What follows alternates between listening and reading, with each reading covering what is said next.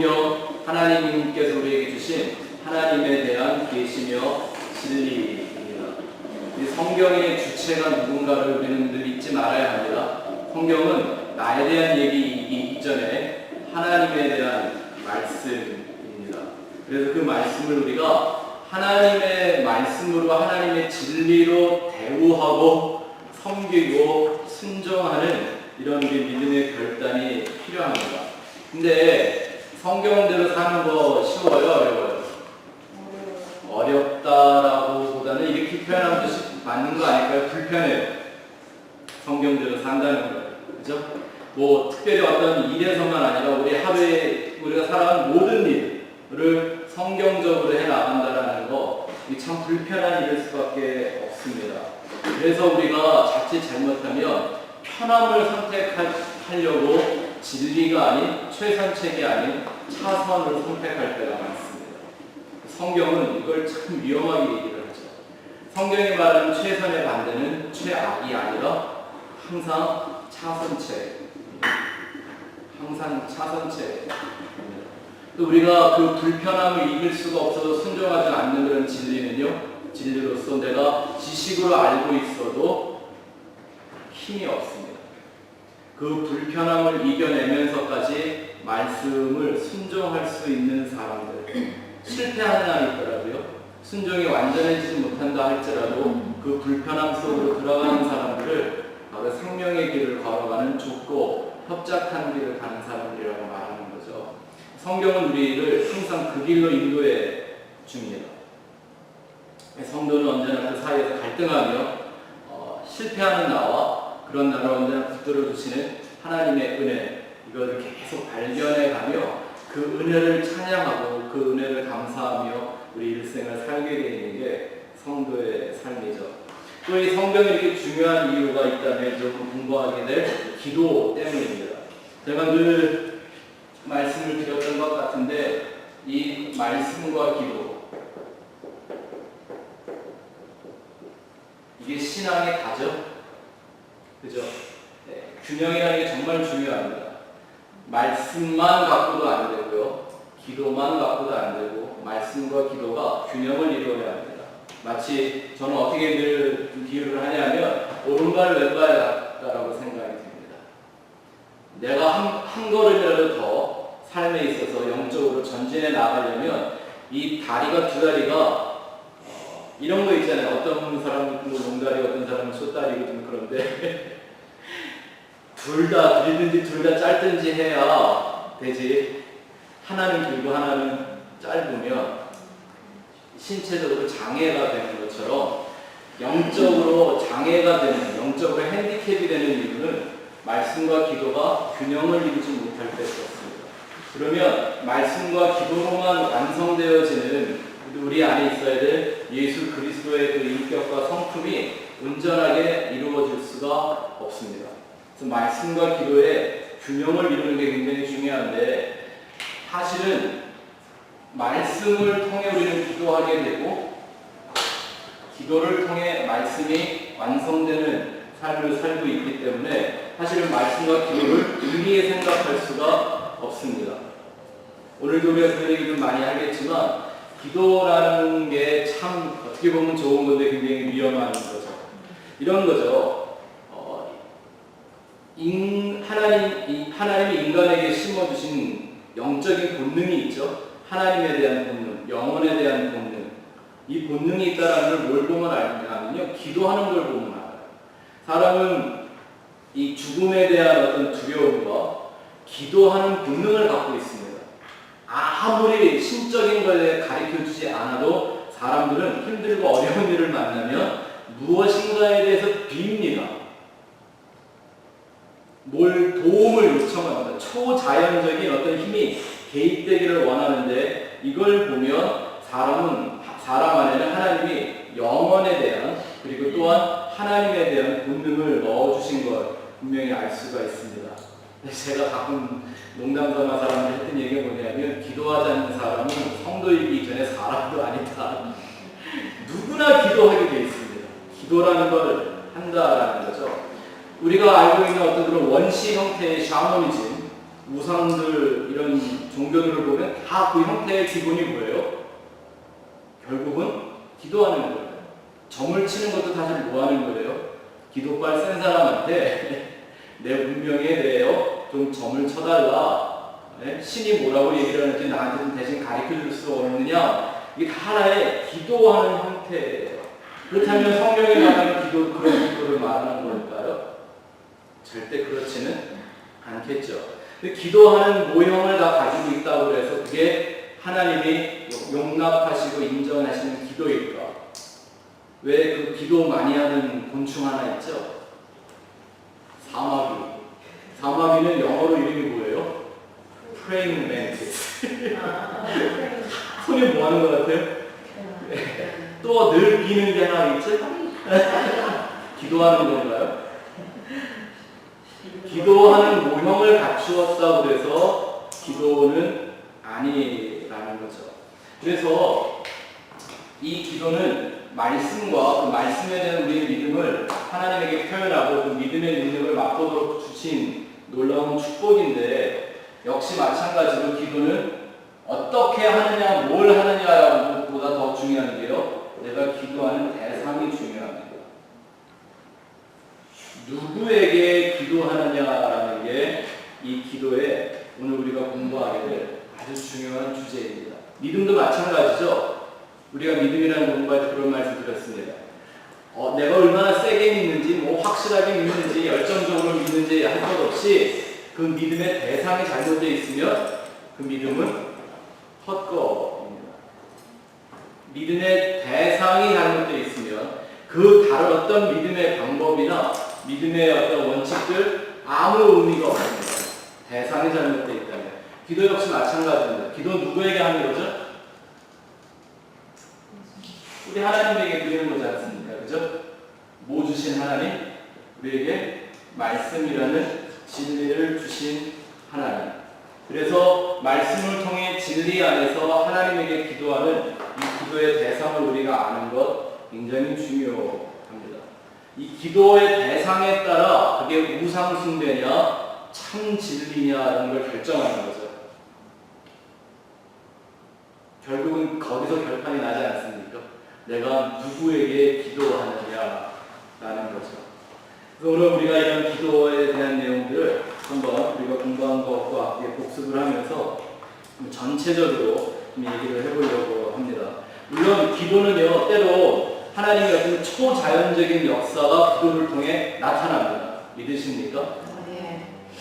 뭐 오늘날은 뭐 하나님이 태양을 멈추거나 뭐 바다를 가르치거나 이런 일을 하지 않는다 하더라도 우리가 종종 보는 초자연적인 하나님의 능력이라고 할 수 있는 건 치유가 되는 사건들, 그죠? 뭐 불치의 병이 치유가 된다든지 이런 것들은 하나님의 초자연적으로 나타나시는 일인데, 오늘 저희가 좀 포커스를 맞출 건 어떤 그런 특수한 일들, 날마다 일어나지 않는 그러한 특별한 사건들을 원하는 그런 기도가 아니라 우리가 날마다 매일 매 순간 하나님과의 기도라는 목적을 이루어가기 위한 그 기도가 무엇인가, 이걸 좀 같이 한번 생각해 보도록 하겠습니다.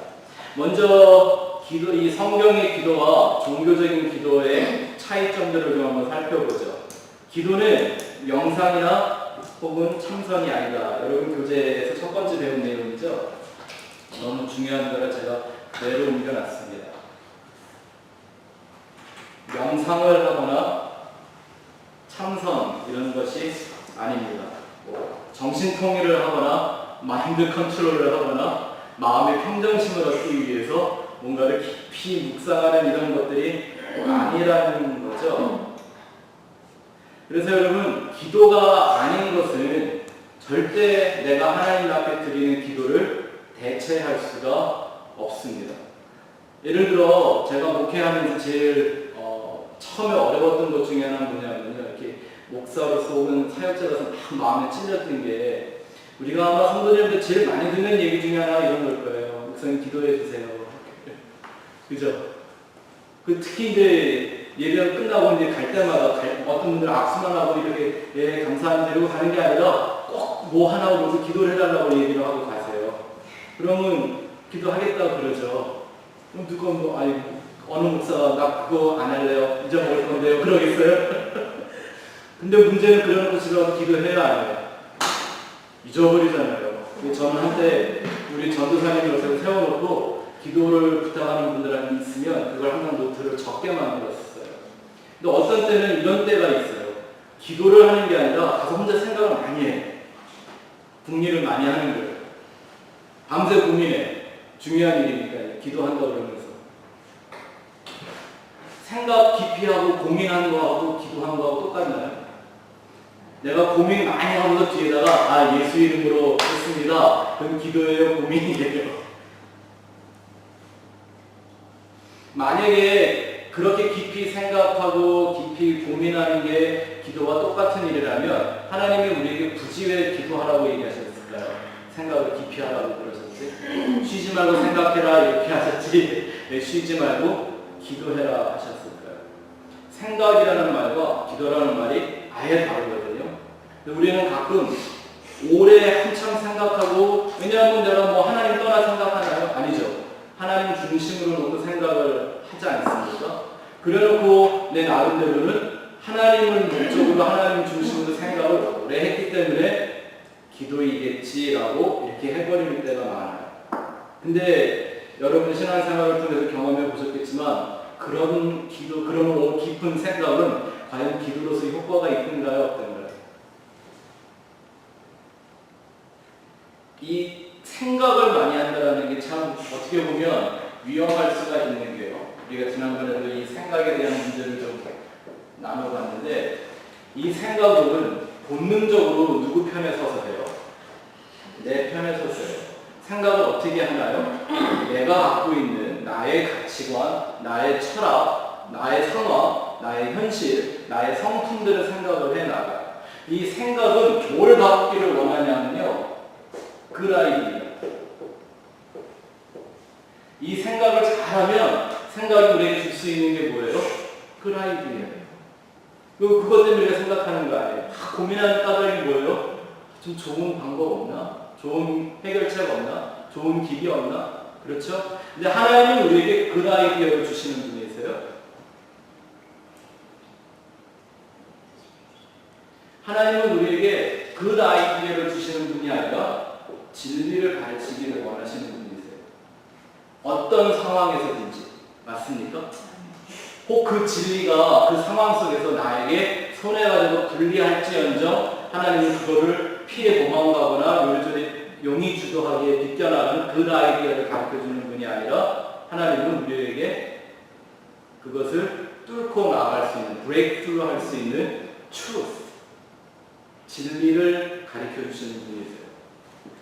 인생은 항상 이 신앙이 성숙하면 할수록 어디서 많이 실패하냐면 이 그 아이디어 때문에 넘어지는 거예요. 아담과 하와가 마귀에게 뱀한테 훌딱 속아 넘어갔죠? 뭐 때문에? 진리가 아닌 그 아이디어. 보세요. 선악과를 보면서 뱀이 물어봤잖아요. 하나님 먹지 말라고 그러는데 하와가 또 원래 이렇게 말은요 이렇게 더 하면 이상해요. 꼭 한마디 더 한다고요. 만지지도 말고 먹지도 말라고 그러셨다고. 이 뱀이요 아담과 하와한테 그 아이디어를 던져주죠. 그건 니네가 죽을 것 때문에 먹지 말라고 그런 게 아니라 니네가 하나님처럼 될까봐 먹지 말라고 그랬다. 혹시 우리 하와나 아담 안에 이런 생각이 있어 본 적이 없었을까요? 하나님과 내가 이렇게 창조주와 피조물로 완전히 다른 존재를 이렇게 하는 것보다 내가 하나님처럼 되면 더 좋지 않을까?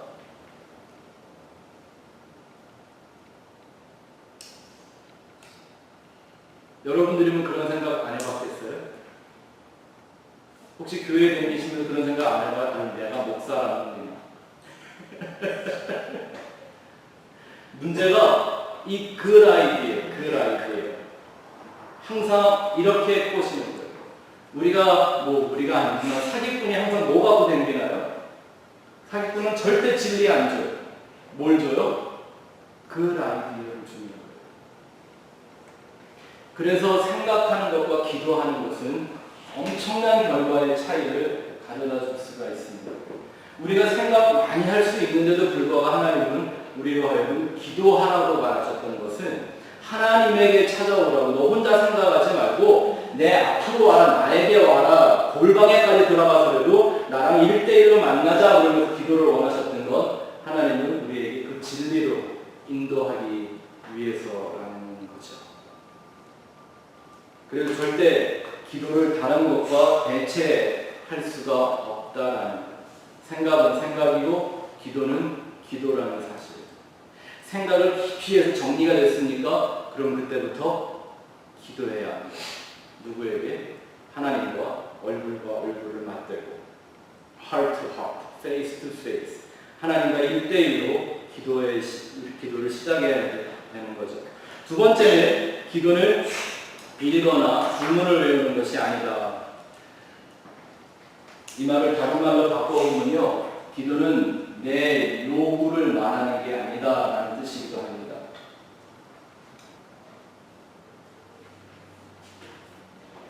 빈다는 거, 주문을 외우는 건 다 뭐 때문인 거죠? 소원 성취 좀 해보려고. 그죠? 열심히 외우잖아요. 전에도 말씀드렸지만, 제가 선교사 때 아주 저를 열받게 했던 말 중에 하나, 죽어도 못 잊어먹을 거예요. 이런 거 하라고 하나님 다 그런 경험을 가르쳐 주시는 것 같아요. 어느 여자 목사님이 그러더라니까요. 만사 형통하고 싶으면 주기도문 500번 외워라. 그런 건 주기도문이에요, 주문이에요. 만사 형통을 하기 위해서 주기도문을 주문처럼 사용해서 빌라는 얘기잖아요. 맞는 얘기인가요? 거기까지만 했으면 괜찮은데 2절 해가지고 제가 당장 스탑을 시키고 집회를 캔슬을 시켰어요. 그래도 안 되면 1000번을 외워라. 아니 500번 외우면 된다더니 그래도 안 되는 건 왜 묻는 거죠? 가짜니까. 그런 말은 성경에 없는 거니까 그렇죠. 우리는 하나님 앞에 비는 존재가 아니라 하나님 앞에 담대히 나아가 하나님과 대화할 수 있는, 커뮤니케이션을 할 수 있는 자녀의 권세를 받은 사람들입니다. 맞습니까? 그래서 예수님이, 우리가 좀 이따 이제 주기도문을 통해 잠깐 보겠지만, 예수님이 이 땅에 오셔서 인간에게 가르쳐준 가장 놀라운 충격적인 진리가 하나 있었다면 하나님을 아버지라고 불러야 한다는 사실이었습니다. 메시아가 온다는 것도 알고 있었고요. 그가 구원자일 것도 알고 있었고요. 6월절 역사를 통해서 그가 반드시 피 흘리는 구원자일 거라는 것도 이스라엘 민족은 다 알고 있었습니다. 그리고 그가 오면 소경의 눈을 뜨게 하고 죽은 자를 살리고 저는 자를 걷게 하고 뛰게 하고 이럴 거라고 다 성경에 예언되어 있어서 그 예언자를 기다리고 있었습니다. 근데 그 예언자가 와서 한다는 말이 하나님을 이제부터는 아버지라고 불러요. 단순한 호칭의 문제가 아니었죠. 하나님과 우리의 인생의 관계를 완전히, 정말 이건 어떻게 우주가 한번 뒤집어진 것보다 더 놀라운 사건 아닙니까? 이스라엘 사람들은 하나님이라는 이름을 부를 수가 없어가지고 쓸 때도 야훼라고 안 쓰고 아도나이를 붙여 쓰고, 그죠? 이랬던 사람들인데 그 하나님을 무슨 과정도 없이 그냥 한순간 아버지라고 불러라? 너무 놀라운 사건이죠.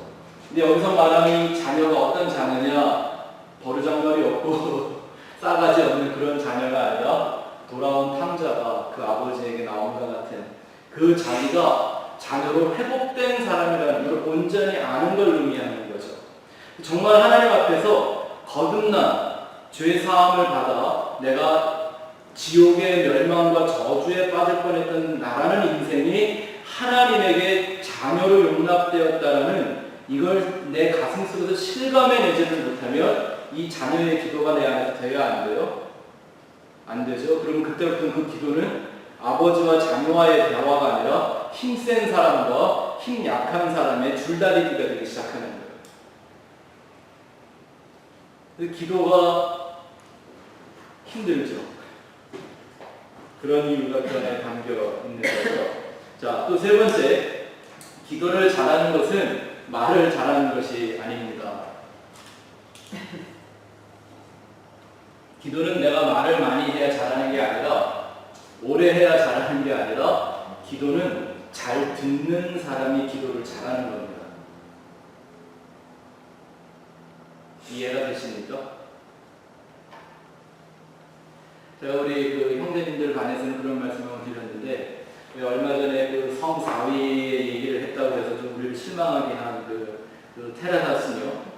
그분이 한번 그 레리 킹 라이브 쇼에 나와서 인터뷰를 하는 장면이 있었어요. 우연찮게도 그걸 보면서 그때 기도가 이런 거구나 하고 제가 큰 어떤 도전을 받았던 얘기가 있어서 계속 기억하는데, 이런 거예요. 그 수녀가 얼마나 그 가난한 사람들에서 일을 많이 해요. 그 조그만 할머니가 레리 킹이 물어봐요. 아주 sarcastic하게 물어보는 게, 당신이 이렇게 일을 많이 하는데 일하고 남는 시간에는 보통 어떻게 당신의 여가를 보내고 있습니까? 그러니까 난 기도합니다. 딱 걸려들었어요. 레리 킹이 또 이제 딴지 딱 걸어가지고 기독교를 비판하고자 하는 그런 함정에 빠진 거, 신이 나서 눈빛이 딱 변하는 물어보는 게, 기도할 때 누구한테 합니까? 그럼 하나님한테 한다고. 당신은 기도할 때 그러면 무슨 얘기를 합니까? 이 사람이 하는 말이, 나는 아무 얘기도 안 합니다. 아니, 기도를 한다는데 아무 얘기도 안 한다니? 그럼 기도할 때 당신은 뭐 합니까? 라고 물어봤더니 이 할머니가 하는 말이, I just listen. 나는 그저 듣습니다. 그 얘기는 그 수녀가 기도를 하면서 자기의 마음이나 생각이나 하나님한테 그걸 드리지 않는다는 얘기가 아닌 거죠. 이 사람이 기도하는 목적은 뭐다? 나를 드리기 위한 게 아니라 그분이 나에게 무슨 얘기를 하는지 듣고 싶다라는 거예요. 기도는 내가 무슨 말을 오래 하고 밤새 해서가 중요한 게 아니고 그 음성을 한마디를 드러내는 거예요. 정말 그의 바람과 같이 스쳐 지나가는 그 성령의 음성을 드러내는 게 기도를 잘하는 거겠죠. 내가 온갖 미사업을 다 해서 무슨 며칠을 굶지도 하고 100일 기도를 하고 이게 중요한 게 아니라 내가 기도를 통해서 나에게 말씀하시는 그분의 음성을 어떻게 들었느냐, 이런 게 중요한 거겠죠. 그게 기도를 잘하는 거죠. 그렇다면 우리가 소위 말하는 이런 얘기들 있잖아요. 기도의 분량을 채워야 된다. 기도의 분량. 그런 얘기 많이 들었죠. 또 우리도 가끔 뭘 위해서 기도하는데 기도응답이 빨리 안 되면 어쩌면 내 기도의 분량이 적어서 그런가 봐, 이런 생각 우리는 하게 되잖아요. 그런가요? 지난번에 한번 어떤 주제를 들을 때는 이런 얘기를 한 것 같아요. 기도는 우리가 생각하는 물리적인 분량의 문제가 아닌 것이, 예를 들어 우리가 같은 문제를 똑같은 어떤 가정의 문제로 우리가 기도했다고 쳐요. 어떤 집에서는요 열흘 기도를 했어. 근데 기도응답을 받았단 말입니다. 근데 우리는 일주일을 기도했더니 기도응답이 안 왔어. 나중에 우리가 하나님 앞에 가서, 하나님 왜 저 집은 기도응답을 해주시고 너무 우리는 기도응답을 안 해주셨어요? 그러면 하나님 하시는 말씀이, 쟤는 열흘을 했는데 너는 일주일밖에 안 했잖아. 이렇게 할 수 있는 걸까요? 근데 또 분량이라는 것이 네. 그저 단순한 분량의 뜻은 아닌 것 같아요. 절대 아니죠. 네. 네. 그래서 그런 표현을 하는 것이 그렇죠. 그러니까 시간적인 어떤 물량을 하는 건 아닌 것 같아요. 절대 아니죠. 근데 우리가 잘못하면 그렇게 기도의 분량을 채우고자 막 나를 정하고 막 기도 시간들을 막 엄청나게 내 나름대로 만들어 놓고 그 기도의 정성을 다 쏟으려고 하는 거예요. 그런 도전은 오히려 기도를 온전하게 하지 못하게 방해하는 거라는 걸 보는 거죠. 성경에 보면 계시록의 5장이나 8장에 보면 성도의 기도에 대한 얘기가 나오죠. 성도가 기도를 하면 어떻게 한다고요? 천사가 금대접을 갖고 와서 내 입에서 나오는 그 기도를 향처럼 받아가고 하나님 보좌 앞으로 올라가서 하나님 보좌 앞에 있는 금 향단에다가 붓는데요. 그래서 그게 다 차면, 그 분량이 다 차면 그 금향단이 쏟아져서 마치 물레방아 도는 것처럼 쏟아짐으로써 그게 우리한테 하나님의 응답으로 내려오는 것처럼 기도를 묘사해야 된단 말입니다. 근데 문제는 내가 기도만 한다고 그 모든 기도가 천사의 금대접에 담기겠느냐라는 거죠. 어떤 기도가 중요한 거겠죠? 천사가 갖고 오는 그 금대접에 담길 만한, 그리고 그 천사가 하나님의 보좌 앞에 금양간에 쏟아 부을 수 있는 그런 기도여야 하겠죠. 그래서 얼마 전에 그런 말씀을 드린 거예요. 한 목사님의 책 제목. 우리의 기도의 대부분은 하나님의 나라에서 작동산 일편물체로 취급당합니다. 이거는 물리적인 분량과는 전혀 상관이 없는 건데, 그렇다면 거기서 말하는 분량은 뭐를 의미하는 걸까요? 어떤 분량을 말하는 걸까요? 다시 말씀드리지만 믿음의 분량이죠. 우리가 믿음을 공부할 때 무슨 얘기를 했냐면, 믿음은 하나님에 대한 우리의 마음의 태도와 자세라고 말씀을 드렸죠. 결국은 여기서 판가름이 나는, 좀 더 영적으로 말하면 우리의 목마름과 그 갈망, 하나님이 영광 받으실 수 있는 그 상태, 그것을 만드는 게 우리의 분량을 말해요. 영적인 분량을 의미하는 거죠. 그래서 기도를 많이 하려고 하지 말고, 정말 우리 하나님 앞에 나의 진실한 믿음을 하나님의 진리와 그 말씀과 성품의 근거에 온전하게 들을 때 기도의 능력이 나타나는 거죠. 또 네 번째는 무엇이든 기도한다고 응답되지는 않습니다. 우리 요절을 안 해오고 그냥 지나간대요. 요한복음 15장 7절 말씀. 너희가 내 안에 거하고 내 말이 너희 안에 거하면 무엇이든지 구하라, 그리하면 이루리라. 아멘. 참 우리는 성경을 보면서 이런 말이 나오면 너무 좋아요. 무엇이든지 구해라. 근데 무엇이든지 앞에 뭐가 있었죠? if. if. 우리가 하나님을 잘 믿으려면 성경에 나와 있는 이 if를 잘 봐야 돼요. 하나님의 은혜는 무조건적이에요. 하나님의 은혜는 if가 없어요. 그냥 하나님이 다 주시는 거예요. 그냥 다 끝내놓으셨어요. 온 인류를 위해 예수를 그냥 일단 다 죽여놓으셨어요. 다 그렇게 해놓으시는 거예요. 그죠?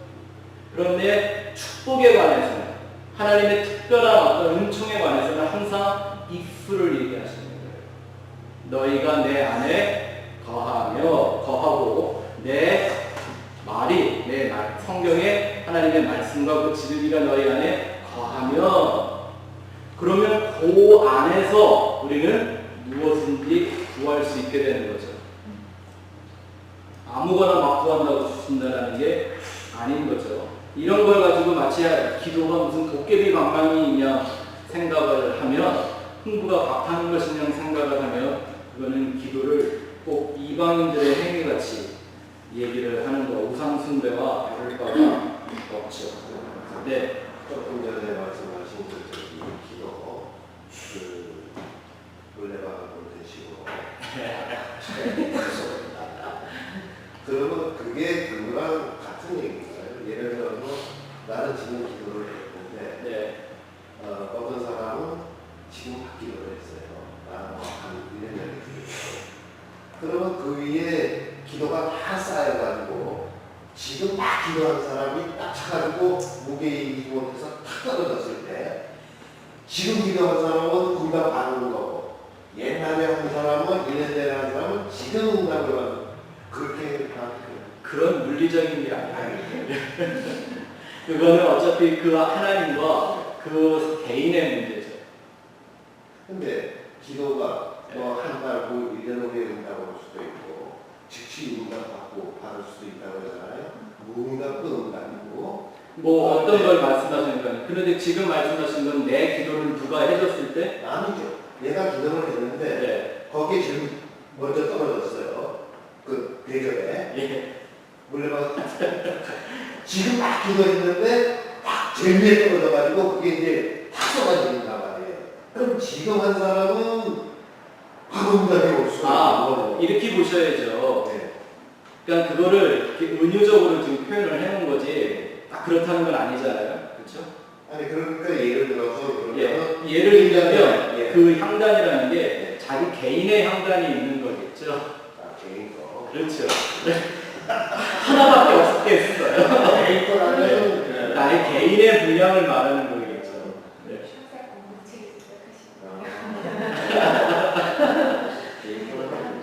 개인의 문제도 개인의 문제. 근데 개인적으로 기도 제목에 따라서 정말 그게 꽉 차야 돼요. 아까 말씀하신 그 분량이라는 게그 물리적인 그 분량을 얘기하는 게 아니라 나의 믿음의 질서와 예. 컨디션. 근데 기도가 그게 하나님 하는 게 아니고 그렇죠. 수도 없이 많은 수도 없이 많죠. 근데 그게 그렇다고 해서 한 어카운트에 한 계좌에 디파짓 하듯이 다 들어간다는 얘기가 아닌 거죠. 예를 들어 뭐 내 기도 제목에 A라는 기도가 있고 B라는 제목이 있어요. 근데 이것이 뭐 예를 들어 이건 하나의 무슨 물질적인 제목일 수 있고요. 이건 영적인 제목이라고 할 수 있단 말이에요. 그러면 이 기도 제목이 응답될 수 있는 상황과 그 사람에게 하나님 앞에 자격을 인정받는 모습과 또 영적인 것이 하나님 앞에 인정받는 모습들은 다르겠죠. 깊이가. 예, 또 이것도 그 사람의 어떤 영적인 성숙도에 따라 또 다르겠죠.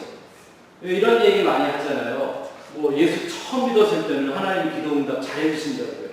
시간이 가면 갈수록 오히려 기도 응답이 나는 분명히 영적으로 더 성숙하고 깊어지는 것 같은데 기도 응답이 옛날처럼 그렇게 쉽지 않고 더디게 혹은 더 힘들게 역사한다. 뭐 때문일까요? 하나님이 그 사람을 만들어가는 그 하나하나의 과정이 다 다르기 때문인 거겠죠. 어떤 기도 제목을 드렸든지 그것이 우리는 한 시간에 드리는 제목이지만 그것을 하나님이 그에게 응답하실 때에는 그때 그 사람의 때에 가장 맞는 시간의 역사를 하시겠죠. 근데 우리가 질문 많아서 죄송해요. 기도의 응답을 하나님이 예를 들어서 오래 있다가 하시는 경우에 이걸 직진하시는 경우도 있는데 내가 응답을 듣지 못하는 것은 하나님이 말씀하시기 전에 내가 그냥 올려드리기만 하고 안 받았다. 또 하나님이 내가 좀 기다려야지 응답을 내가 들을 수 있는지 그 기간이나 뭐 이런 것들은 근데 집사님 지금 질문하시는 게요. 벌써 처음부터 우리가 앞에 서너 가지 좀 공부한 거에서 핀트가 어마어마한 게 뭐냐면 기도를 계속 지금 집사님 마음이 고정관념이면 내가 뭔가 하나님께 구하고 하나님이 나한테 그거를 주시는 걸로만 응답이라고 생각을 하시는 거예요. 기도는 기브 앤 테이크가 아니에요. 내가 어떤 요구를 드리고 그 요구에 따라 하나님이 쓸만하면 주고 뭐 필요하면 주고 이렇게 하는 그 어떤 메커니즘이 아니라는 거예요. 그렇게 생각하면 기도는 점점 미궁에 빠져요. 그래서 그 다음 과정이 이제 좀 기다리시면 왜 우리가 그렇게 기도를 해야 되는지, 기도를 이렇게 생각하면 안 되는지 우리가 좀 더 나눠볼 수가 있어요. 네. 자, 그러면 우리 2번에 가서 기도의 원어적인 의미를 좀 한번 살펴보죠. 성경이 기도라는 단어를 히브리어나 헬라어 할 것 없이 아주 다양한 단어를 그 상황에 따라 많이 사용을 하고 있는데 가장 중요하게 사용하는 가장 근본적으로 사용하는 두 개가요. 히브리어에는 팔라이라고 하는 말이에요. 이게 이 고대 히브리어인데요. 어떻게 생겼어요? 무산대? 네. 이게 이제 뭘 상징을 한 거냐면 맨 오른쪽에 그 눈동자가 생긴 거는요. 입을 의미합니다. 입. 네. 그리고 왼쪽에 있는 람에 들어가는 이 두 글자인데 지팡이를 상징하는 거예요. 네. 지팡이는 뭘 의미하죠?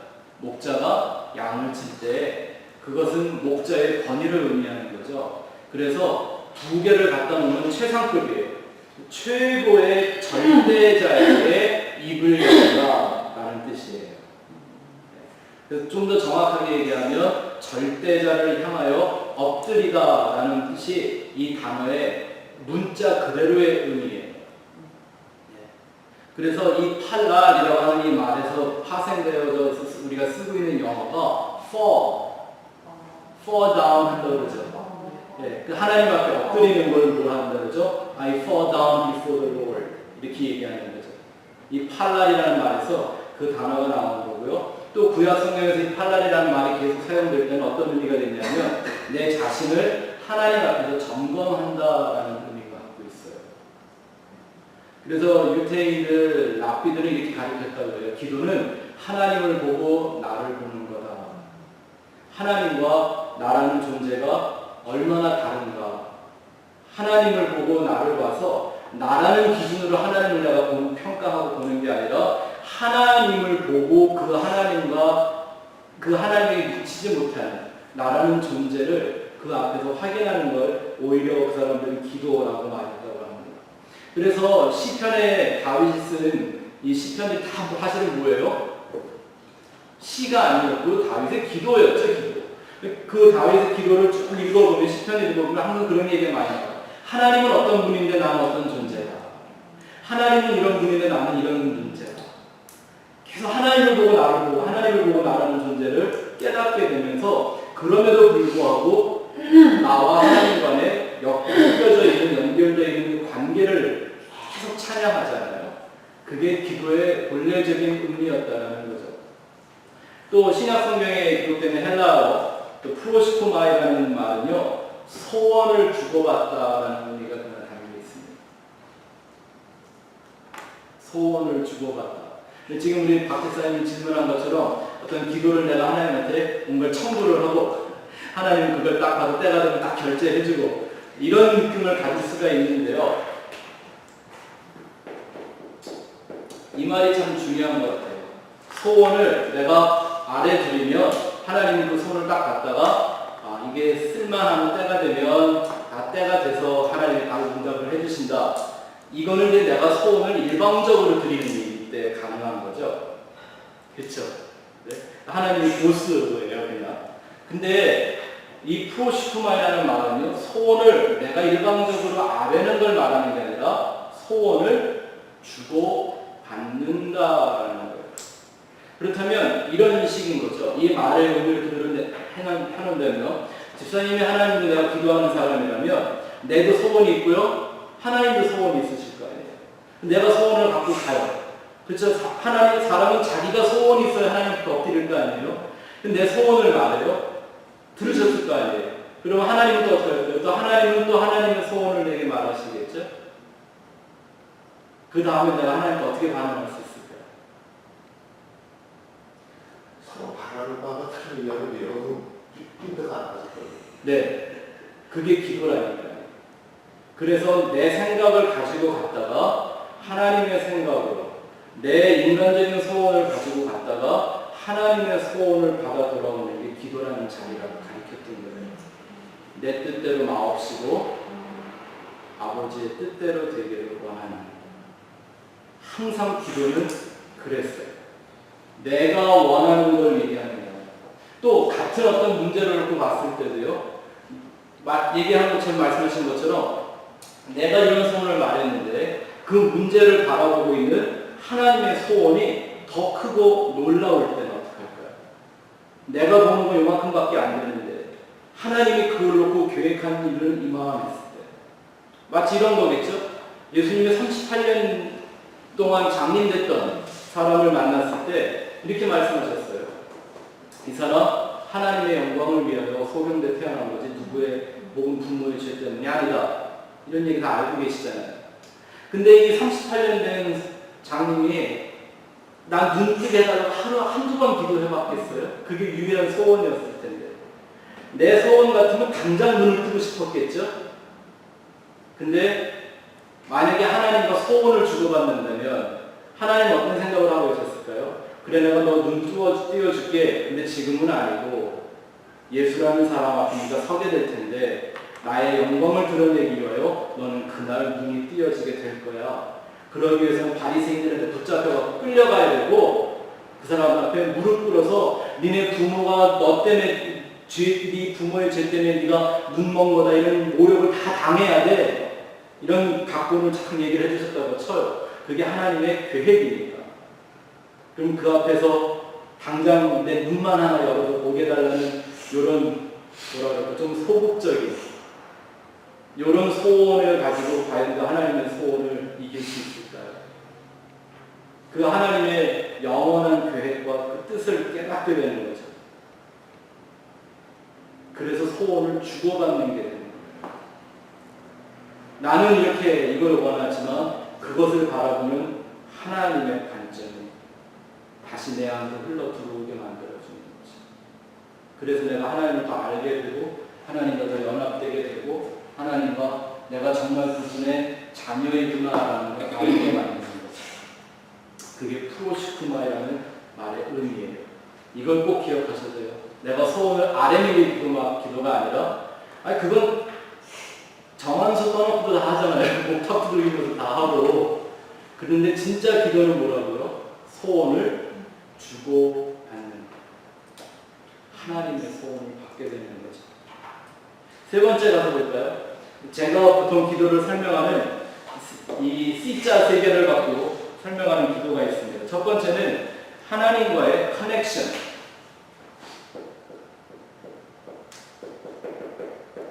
커넥션. 하나님과의 연결이죠, 연결. 그것은 뭘 의미하는 걸까요? 하나님과의 관계를 확인한다라는 의미가 있습니다. 기도하는 자리는 내가 하나님 앞에 무슨 결제 소리를 올리는 자리가 아니라 나와 하나님과의 관계를 확인하는 자리가 됩니다.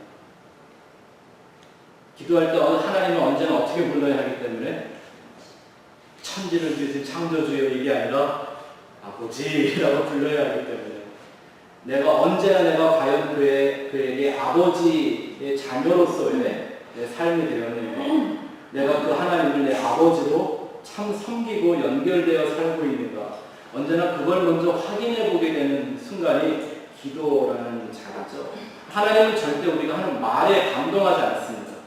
소원도 얘기했지만 내가 가지고 있는 소원의 크기에 감동하지 않습니다. 가끔 목사님들이 어떤 기도에 대한 예화나 이런 설명할 때 엄청나게 무지막지하게 큰 기도해라고 하나님이 그 기도에 감동해서 응답해 주셨다 이런 얘기하는 건 말도 안 되는 소리고요. 아니 말을 지으신 하나님 앞에서 말 잘한다고 하나님이 놀라겠어요? 온 우주를 창조하신 그분 앞에 내가 큰 꿈을 가졌다고 하나님이 놀라시겠냐고요. 그런 건 절대 아닌 거죠. 하나님이 원하시는 건 우리와의 관계죠. 사랑이라는 그 관계가 우리 안에 있는가를 보기를 원하시는 거죠. 또 두 번째, 기도라는 건 커뮤니케이션.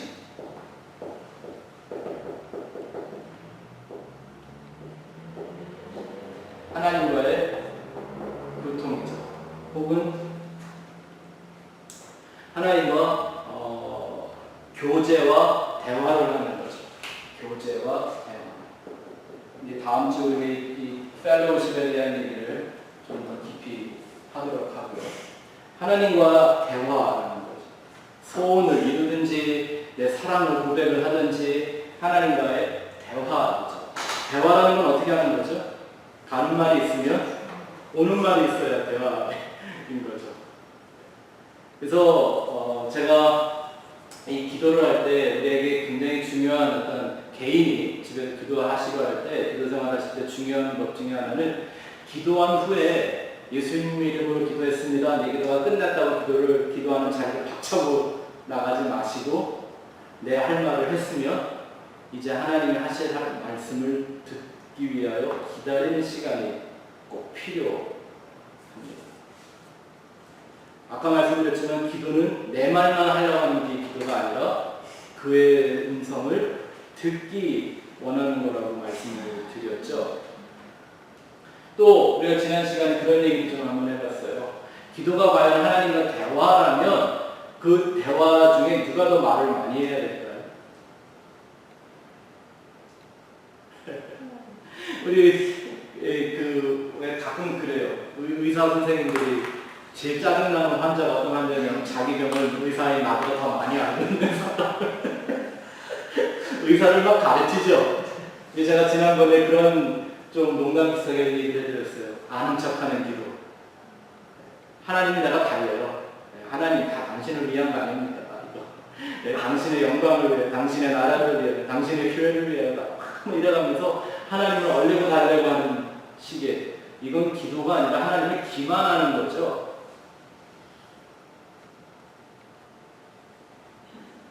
하나님의 음성을 듣기 위하여 내가 알고 싶은 것, 내 마음에 있는 것, 이것을 하나님 앞에 쏟아놓은 후에 그 위에 하나님의 것을 듣는 걸 받는 것까지가 우리의 기도 생활이 되어야 하는 거죠. 또 하나님이 창조주이시고 주권자고 우리는 피조물이고 그의 자녀이고 그의 성민은 종이라고 한다면 누가 누구에게 요구해야 될까요?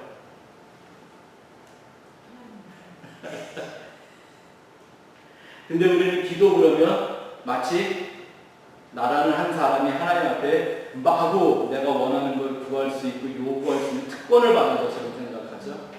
절대 그렇지 않습니다. 그 말씀이 이 15장 요한복음 15장 7절의 말씀, 너희가 내 안에 거하고, 누구 안에? 예수 안에. 과연 내가 예수 안에 거하고 있는데 예수와 하나 되게 만들어 주셨는데 하나님 앞에 당장하게 기도할 수 있을까요? 세 번째는 하나님의 뜻의 completion. 하나님의 뜻을 완성해 가는 것입니다. 하나님의 뜻의 completion. 하나님의 말씀에 온전한 순종. 하나님의 말씀에 온전한 순종하기 위한 것이 기도여야 합니다. 하나님은 우리에게 빚진 것이 하나도 없습니다. 하나님이 내 기도에 응답해 주셔야 될 어떤 특별한 이유가 없습니다. 제가 가끔 이제 목회할 때 성도님들한테 받는 상담 중에 하나가, 제일 흔한 것 중에 하나가 그런 거예요. 목사님이 하나님이 내 기도는 잘 응답 안 하세요. 막 정말 무슨 특별한 일이 있어갖고 막 새벽기도 안 나오는 분들이 막 새벽기도 나오고 막 금요 철야기도에 막 나오고, 조금 그렇게 기도하시고 나면 이제 좀 힘들어지면 이제 왜 하나님이 내 기도 빨리 응답 안 해주세요? 그럴 때 대답을 참 잘해줘야 목사가 비즈니스가 잘 되는데요. 제가 늘 얘기하는 게, 하나님이 왜 당신의 기도에 응답해야 되는데요? 왜 들어주셔야 되는데요? 뭐 때문에? 하나님이 빚지셨어요. 하나님한테 맡겨주셨는데, 제가 좀 그런 식이었었어요.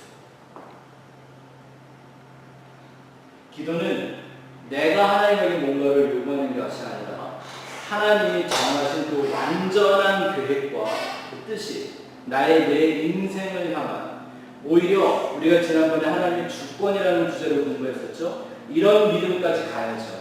내 인생에 정말 있어야 될 것이 없다든지 필요할 게 없다든지, 뭔가 정말 당장 없으면 죽을 것 같은 상황에 내가 들어갔는데 하나님이 뜻이 있어서 나를 그렇게 인도하신다고까지 생각하면서 그 안에 담겨있는 하나님의 완성된 뜻을 찾아야겠죠.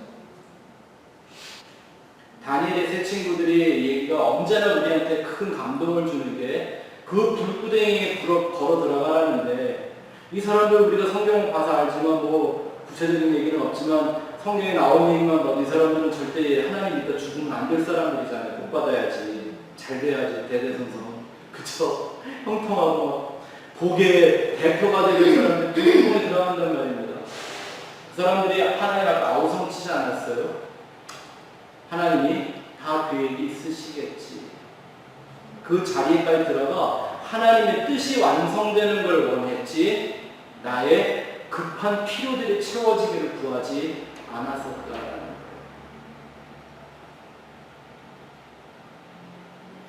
그래서 성경에 보면 아무리 절박한 가운데 하나님 앞에 기도를 했어도 하나님이 애를 냈다 가져라고 당장 응답해 주시는 분들은 거의 나타나지를 않는 거예요. 언제 꼭 역사를 하세요? 그의 뜻이 온전히 계시되고 그 기도의 응답을 받는 대상들이 하나님의 뜻이 무엇인가를 온전히 깨닫게 될 때 하나님은 그렇게 응답을 해놨어요. 이 기도에는 항상 이 3C를 기억하세요. 첫 번째는 하나님과의 커넥션, 관계를 확인하는 자유.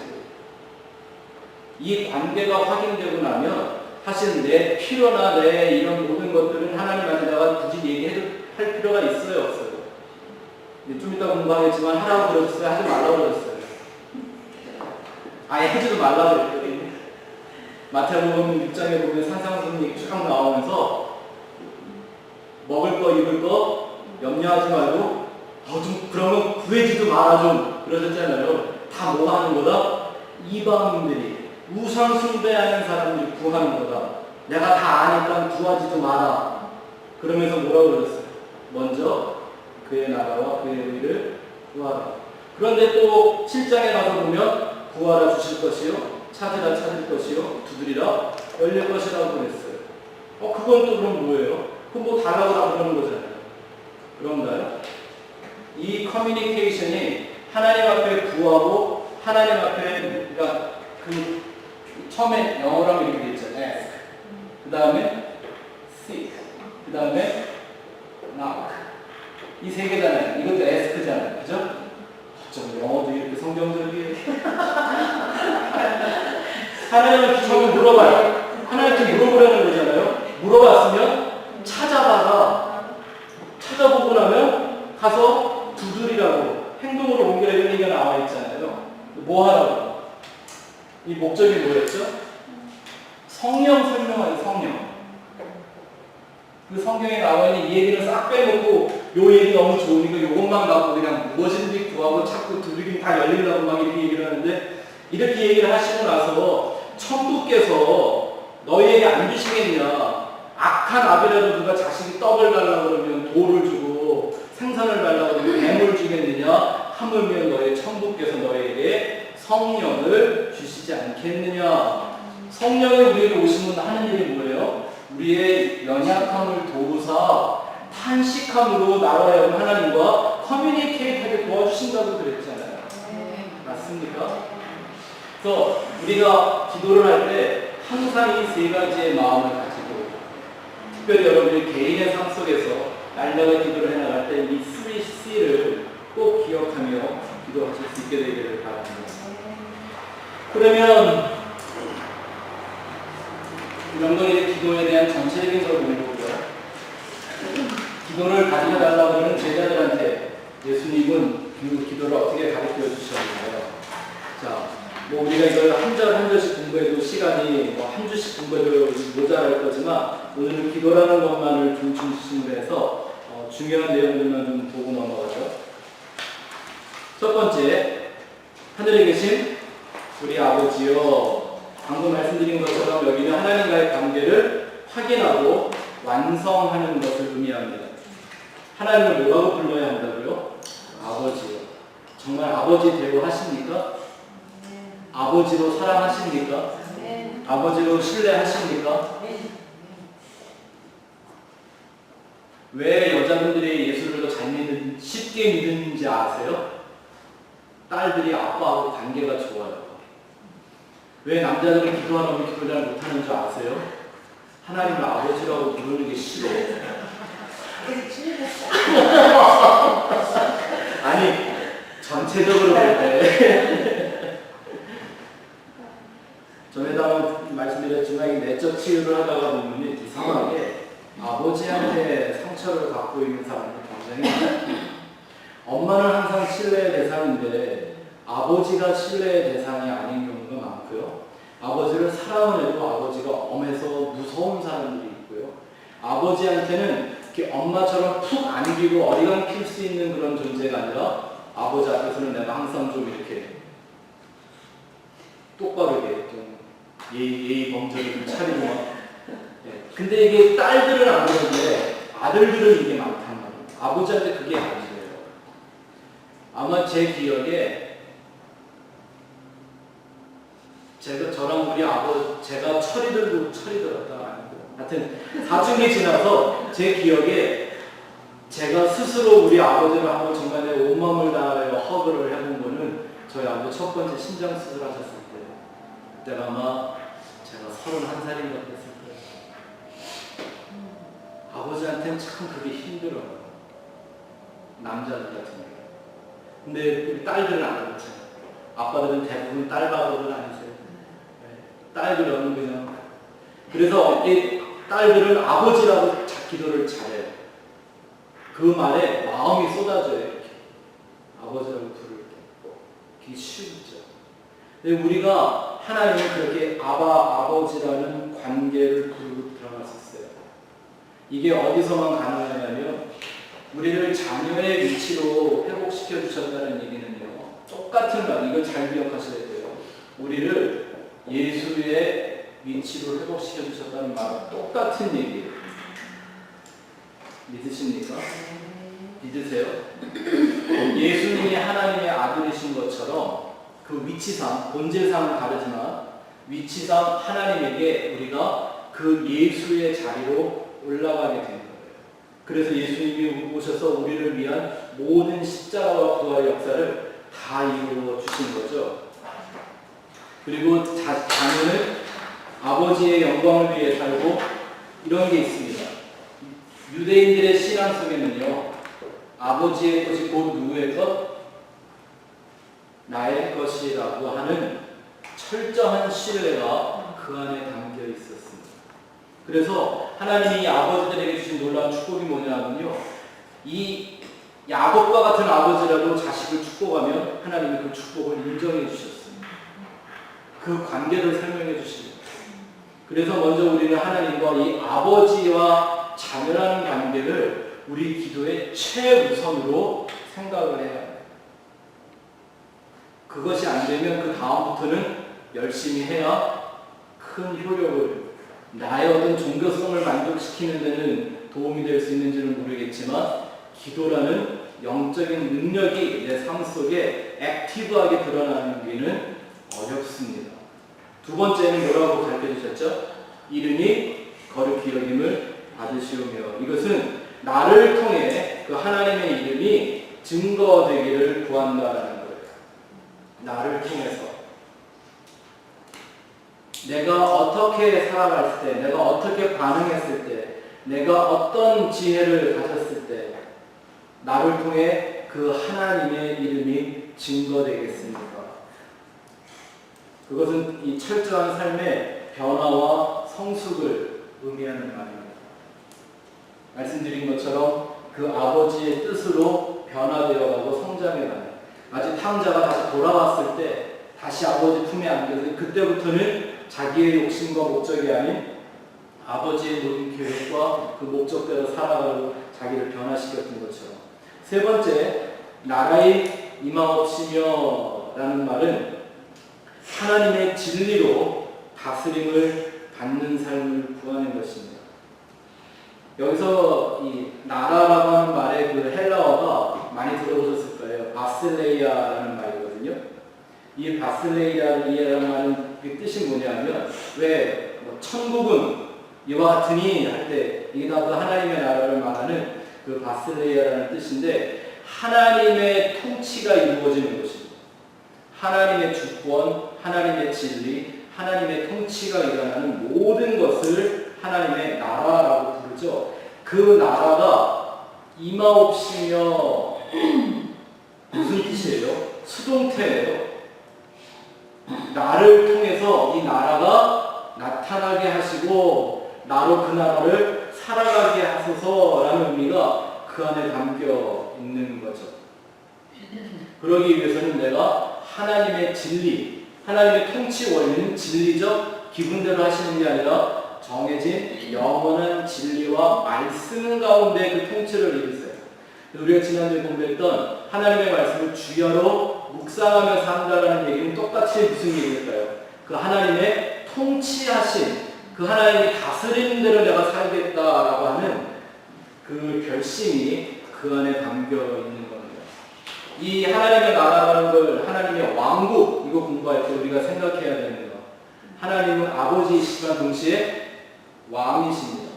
하나님을 왕으로 대우해야 해요. 우리가 하나님의 나라 많이 그러지만 하나님의 나라가 나타나지 않는 큰 이유가 뭐예요? 사실 내가 하나님을 왕대우 잘 안 해요.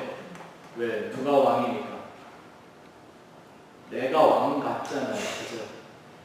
오늘도 왕 노릇 좀 하다 오셨죠? 여러분이 경험하시겠지만 내가 왕관을 쓰고 있는 그곳에 절대 하나님의 나라가 나타나지 않습니다. 내 왕관을 벗어야 합니다. 그래서 이 요한계시록에 보면 은유적으로 그런 표시가 나오는 거예요. 24장로들이 자기에게 주어졌던 그 면류관, 그 왕관, 그 크라운을 다 예수의 발 앞에 던져요. 무슨 뜻이에요? 이 왕관은 내가 쓰고 있을 수가 없고 여기는 오직 당신만이 왕이십니다. 그분을 우리가 왕으로 섬길 때 왕국이 그 킹덤 오브 갓, 그것이 우리 삶 속에 이루어지는 거죠. 네 번째, 뜻이 하늘에서 이루어진 것 같이 땅에서 이루어지다라는 것은 하나님의 뜻을 받아들이는 깨달음과 순종을 의미합니다. 깨달음과 순종. 좀 더 쉽게 말하면 하나님과의 마음의 연합이죠. 하나님이 우리의 기도를 들으신다라는 말은 하나님한테 무슨 일 많이 청탁하고 맡기는 사람을 찾는다라는 말씀이 아니라 하나님과 마음이 합한 자를 찾으신다라는 뜻이죠. 하나님이 다윗을 어린 목동이지만 그렇게 사랑하셨던 까닭이 뭐예요? 어린데 하나님과 합한 마음을 얻었어요. 왜요? 시편 보면 다윗이 어떤 사람인 줄 알잖아요. 하나님과 그 기도가 쉬지 않았던 사람이라는 걸 알 수가 있어요. 끊임없이 어느 때든지 그는 하나님을 기억하고 하나님의 뜻이 뭔가를 살펴보기를 멈추지 않았던 사람이에요. 그래서 이 다윗이 했던 고백 중에 정말 은혜가 되고 많이 기억되는 고백을 하냐는 거죠. 내가 하늘 끝에 자리를 펼지라도 하나님 거기 계시고 내가 음부에 누울지라도 하나님이 거기 계신다. 이런 영적인 통찰력을 어디서 얻은 걸까요? 어떤 상황에 있든지 그는 그 하나님의 임재, 하나님의 마음, 그걸 잃어버리지 않으려고 최선을 다하는 거죠. 어떻게 사람의 마음이 하나님의 마음과 똑같을 수 있겠어요? 절대 그럴 수 없어요. 성경을 해서 인간의 마음은 만물보다 부패한 거다. 그러잖아요. 내가 나만 봐도 알잖아요. 그죠? 네? 그런데 그럼에도 불구하고 그 하나님의 뜻을 구하는 다윗을 하나님은 나와 마음이 합한 자다 이렇게 얘기하셨어요. 이런 거죠. 하나님은 그런 사람을 간절히 찾으시고 또 땅에는 그 자기의 그 처지를 알아서 하나님을 온전히 구하는 사람. 이래야 이게 속된 말로 궁합이 맞는 거죠.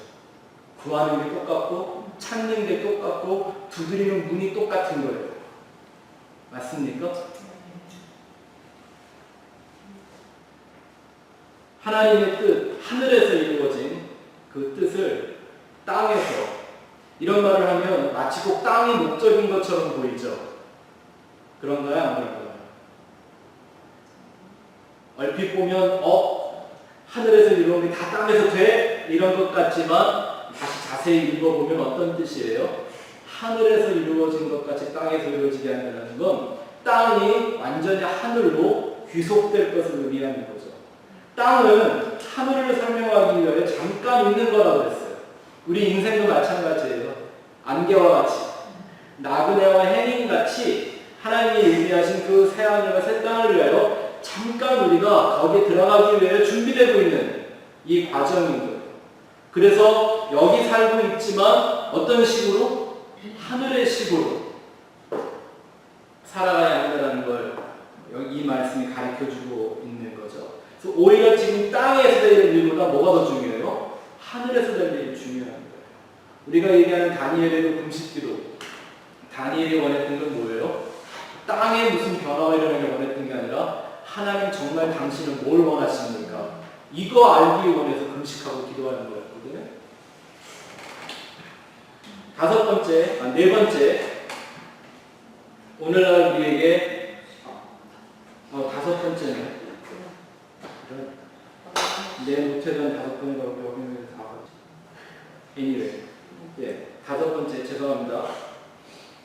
오늘날 우리에게 일용할 양식을 주옵시고, 이거 아주 재미있는 말씀 중에 하나입니다. 이 오늘날이라는 말씀은요, 이 에피우지오라는 이 단어가 막 생각해 보세요. 영어는 daily bread라고 얘기해놨죠. 그리고 우리 성경에는 오늘 일용할 양식 이렇게 되어 있으니까 사실 이 말은 굉장히 흔한 말 아니에요? 오늘이라는 말. 되게 흔한 말이잖아요. 근데 이 예수님이 이 성경에 말씀하신 이 에피우지라는 하나밖에 없는 단어를 쓰셨어요. 이 일용할이라는 말을 설명하는 에피우지는요, 성경 66권 가운데 여기에 한 번 딱 나오는 말이에요. 그래서 신학자들이 이 말씀을 도대체 지금 이게 어떤 뜻인가라고 많이 생각해 봤는데 아람의 원어를 찾아봤을 때 두 가지 견해를 갖고 있습니다. 하나는 말 그대로 오늘, 현재, 어떤 필요한 모든 것이라는 말로 그냥 설명을 해버리려고 하는 사람들도 있고요. 또 하나는 오늘이 아니고 오늘날이 아니라 오는 날, 오는 앞으로 오게 될, 그러니까 뭐예요? 오늘이 아니라 내일의 양식을 앞으로 오게 될 날을 위해서 우리에게 양식을 주세요 라고 했다라는 거예요. 이 신학자들이 두 가지를 가지고 다 여러 가지 얘기를 하는데 저는 두 가지 다 의미가 있다라고 생각을 합니다. 이런 거죠. 우리가 생각할 때 오늘의 양식 그러면 쉽죠. 오늘 당장 오늘 쓰고 먹고 입고 1년 모든 의식주를 구하는 이런 의미가 있는 것처럼 생각이 되지만 오늘이 아닌 앞으로 오는 날을 위해서 양식을 달라라는 말이에요. 성경에 하나님이 오늘의 양식을 주신 날이 있었죠. 만나, 맞아요. 이 만나라는 양식을 알면 이 말씀의 의미가 딱 풀립니다. 근데 하나님이 오늘의 양식만 주시지 않고 오는 날의 양식까지 주신 날이 있죠. 언제죠? 안식일 전날. 맞아요? 광야에 있을 때 이스라엘 사람들이 다음날 아침에 새벽에 나가서 만나 주스를 하기 싫어갖고 욕심껏 많이 갖고 오면 다 썩어서 다음날 먹을 수가 없게 만들었어요, 하나님이. 그래서 그거는 오늘의 양식인 거예요. 근데 분명히 안식일이 되기 전날에는 다음날 안식일날 일하지 말라고 하나님이 안식일날 먹을 것까지 내일 먹을 걸 오늘 주셨어요. 그래서 오늘 먹을 그 양식을 갖고 내일까지 사는 거예요. 그게 오는 날에 주시는 양식이라는 거예요. 성경에 말하는 그 안식은 뭘 또 의미하는 거예요? 그렇죠. 네, 우리가 땅에서 이 땅의 삶을 얘기하는 게 아니라 우리가 하나님과 영원히 안식하게 될 그 천국의 삶을 얘기하는 거죠. 그러면 이 말을 이렇게 해석을 해볼 수가 있겠죠. 이게 기도의 굉장히 중요한 키가 되니까 제가 이 구절로 설명을 드리는 거예요. 내가 하나님 나라에 가 살 수 있게 오늘 그 오는 날 그 영원한 안식, 영원한 천국, 새하늘과 새 땅에 가서 살 수 있게 오늘 내게 양식을 주세요라는 의미가 되는 거죠. 그럼 이 양식은 우리가 소위 말하는 의식주에 관한 그런 문제일까요? 아니 예수님이 꼭 방금 전에는 의식 좀 구하지 말라고 그랬다가 또 오늘 일용할 양식을 달라고 그러면 이게 자가당착이잖아요. 말이 서로 안 맞잖아요. 네? 하나님이 들풀도 먹이시거늘 하물며 너희일까 보냐 막 이렇게까지 설명하면서 그러므로 너희는 그의 나라와 그의 의를 구하라 그럼 다 더해줄게 이렇게 말씀하셨으니 이 양식 그 양식 아니죠. 근데 예수님이 말씀하신 양식이 나와요. 성경에 요한복음 6장에 나오니까 나에게는 너희가 물을 양식이 있는데 뭐라고 나와 있어요?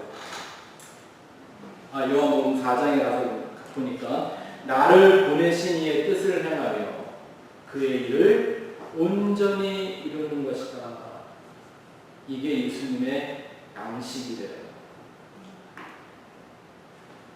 그러면 예수님이 제자들에게 너희가 오늘 구해야 되는 양식이 있다. 그 오늘 구해야 되는 양식은 오는 날을 위한 양식이다. 맞아요? 오늘 날을 위한 양식인데 그 양식은 뭐 하는 거다? 너희를 보내신 하나님과 그의 뜻을 온전히 이루는 것이다. 이 말씀을 예수님이 쉽게 풀어준 얘기가 뭐냐면 내 보화를 땅에다 쌓아두지 말고 하늘에 쌓아두라. 똑같은 일맥상통하는 주님의 기도에 대한 메시지가 이 안에 담겨 있는 것입니다. 앞으로 우리가 주기도문 외울 때 오늘날 우리에게 일용할 양식을 주옵시고 라는 말은 오늘 우리한테 저녁 맛있는 거 주옵시고라고 생각하며 기도하지 말고 네? 이게 좀 이렇게 성경을 좀 이렇게 원어 중심으로 좀 풀어봐야 이런 얘기가 나와요. 조금만 조사하면 다 나와요. 근데 공부를 다들 안 하셔서 굉장히 중요한 얘기죠. 오늘날, 오는 날 이런 차이예요. 일용할 양식이라는 중요한 의미가 있습니다. 자, 그리고 여섯 번째, 우리가 우리에게 죄 지은 자를 사하여 준 것 같이 우리의 죄를 사하여 주옵시고. 자, 이러면 죄 사함 받을 수 있는 사람 있어요? 없어요? 아, 이렇게 냉정한 기도가 어디 있어요? 내가 용서한 만큼만 용서받는다라는 얘기가 아니에요. 내가 찔렸어 이 부분에서. 네. 그러면 용서받을 수 있는 사람이 어디 하나가 있어요? 하나도 없지. 그럼 이 말씀은 무슨 뜻을 의미하는 겁니까? 여기서 말한 이 죄 지은 자라는 말을 이렇게 죄라고 번역을 해서 그랬는데 원래는 뭐예요? 빚진 자, 빚. 나에게 빚을 진 사람의 빚을 탕감해 준 것만큼 이런 말씀이거든요. 그러면 빚진 자 빚을 탕감해 주는 게 어떤 의미가 있나요? 빚을 탕감해 준다는 얘기는 내가 그만큼 손해를 봐야 한다는 거예요. 그죠? 탕감은 뭐 손해를 본다는 의미가 있고요. 이걸 좀 영적으로 말하면 희생이라는 의미가 그 안에 담겨 있죠. 이걸 복음적으로 해석을 하면 이게 바로 자기 부인인 거예요. 뿐만 아니라 그 빚을 탕감해준 것뿐만 아니라 빚진 자, 그죠? 빚진 자를 계속 데리고 사는 그를 사랑해야 되고 그를 섬겨야 되고, 그죠? 내 몸과 같이 그 이웃을 사랑해야 된다는 그게 무슨 개념이에요? 자기의 십자가를 지고 가는 겁니다. 그래서 우리에게 죄진 자를 사여 준 것까지 우리를 사여 주옵시고라는 말은 지속적인 회개의 삶을 말하는 겁니다. 회개라는 건 우리가 많이 생각해서 이미 잘 알고 계시죠? 단순한 한 번의 죄의 고백을 말하는 게 아니라 우리의 지속적인 내 삶에 매일 연습해야 되는, 매일 이루어가야 하는 복음을 위한 나의 부인과 자기 부인과 자기 십자가를 지고 예수님 따라가는 것, 그걸 회개라고 한다고 했죠. 또 그 다음 일곱 번째, 우리를 시험에 들지 말게 하옵시고 다만 하기로 구하옵소서라는 이 기도는 영적 싸움의 승리와 분명한 진리를 분별하는 것에 대한 기도입니다. 이것이 이런 내용들이 예수님이 우리로 하여금 날마다 기도해야 된다고 가르쳐 주신 기도의 모범인 거죠. 영적 싸움의 승리와 분명한 진리를 분별하라고 하는 겁니다. 성경에는 시험이 여러 가지가 나와요. 뭐 크게 나누면 하나님이 하시는 시험이 있고 또 하나는 마귀가 하는 시험이 있죠. 마귀가 하는 건 뭐라고 그래요? 유혹. 이렇게 번역을 temptation 이렇게 했으면 좋겠는데, 근데 하나님이 시험하는 건 어떤 시험이에요? temptation이 아니고 test. 마귀가는 유혹은 우리로 하여금 뭐하게? 죄 범하게 하는 시험이고요. 하나님 우리를 테스트하는 건 상 주시려고 하는 테스트고요. 아멘? 네. 그래서 우리가 하나님께 상 많이 받으려면, 우리가 복 많이 받으려면 뭘 많이 당해야 돼요? 아멘. 그죠? 이 마귀의 유혹은 안 받아도 되는데 내가 골라서 받죠? 우리를 시험에 들지 말게 하옵시며라는 말은 이 마귀의 유혹에서 우리를 건져내달라고 하는 하나님의 도움을 구하는 거고요. 이 말을 똑같이 뭐라고 바꿔 말했죠? 악에서 이보. 자, 기억력을 한번 볼까요? 성경이 말하는 악이 이보 하다라는 게 뭐라고 그랬죠? good and evil. 선악 할 때 그 악이 성경의 원래 의미가 뭐라고 그랬죠?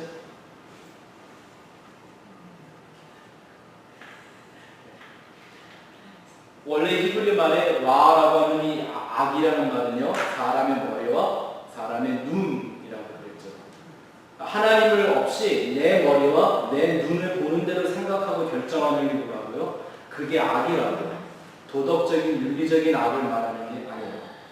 그럼 반면에 반대로 선은 뭘까요? 착한 일을 선이라고 말하는 게 세상에 착하다고 칭찬해주는 그 일이 아니라 하나님의 뜻을 이루는 걸 선이라고 말하는 거예요.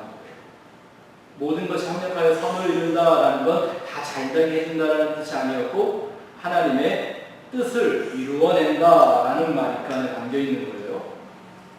악에게 지지 말고 라는 말은 뭐예요? 깡패한테 지지 마라 이런 얘기가 아니라 네 생각과 네 보는 눈의 유혹에 지지 마라 이런 뜻인 거죠.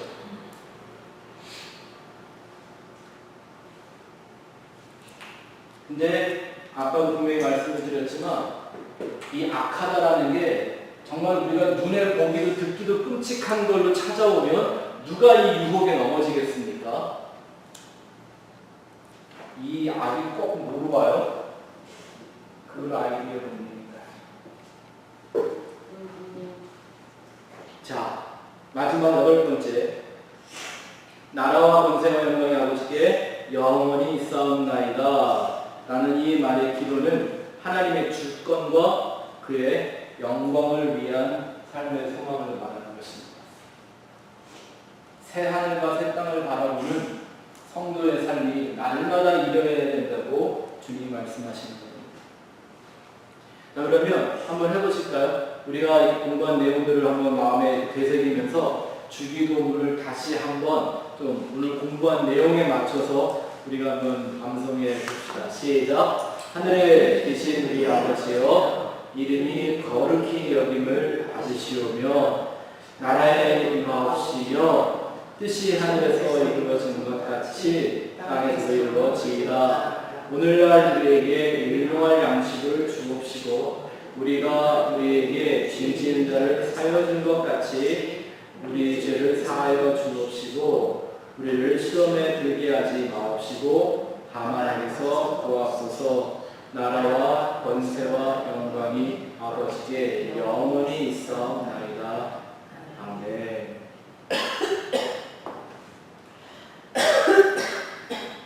여러분들의 기도하는 삶이 이렇게 이루어지고 있다면 이 주기도문을 한 절 한 절을 여러분들이 읽을 때마다 암송할 때마다 여러분들의 마음에 뜨끈뜨끈한 하나님의 은혜가 있으리라고 믿습니다. C에 한번 가서 볼까요?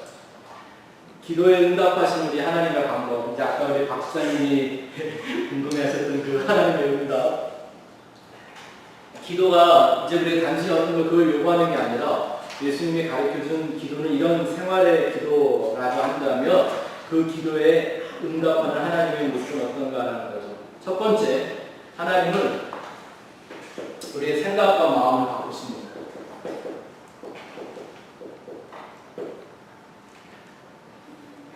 우리의 생각과 마음 혹은 고정관념을 바꾸어 주십니다.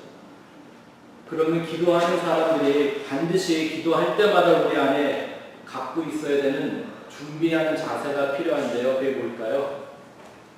자신의 변화를 기대해야 합니다. 하나님을 만난다라는 것, 하나님과 대화한다라는 건 하나님이 나를 하나님의 뜻대로 내 생각과 마음을 바꾸셔도 된다라고 나를 내어내 드리는 것입니다. 나를 내려놓는 것입니다.